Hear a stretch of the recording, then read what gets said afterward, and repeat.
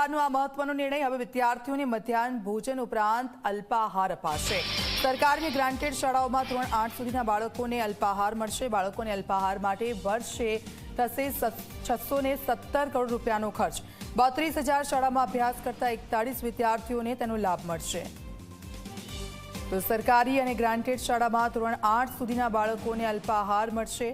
હવે વિદ્યાર્થીઓને મધ્યાહન ભોજન ઉપરાંત અલ્પાહાર આપવામાં આવશે. સંવાદદાતા હિતલ અમારી સાથે ફોનલાઈન પર જોડાઈ ગયા છે. હિતલ, અલ્પાહાર હવે વિદ્યાર્થીઓને આપવામાં આવશે અને વિદ્યાર્થીઓને તેનો લાભ થશે. ક્યારથી શરૂઆત થશે તેની? જી ચોક્કસ એવું કહી શકાય કે જે પ્રકારે રાજ્ય સરકારે મહત્વપૂર્ણ નિર્ણય લીધો છે અને મધ્યાહન ભોજનમાં માત્ર મધ્યાહન ભોજન નહીં પણ કેલરી અને પ્રોટીનયુક્ત પૌષ્ટિક અલ્પાહાર આપવાનો પણ નિર્ણય લેવાયો છે.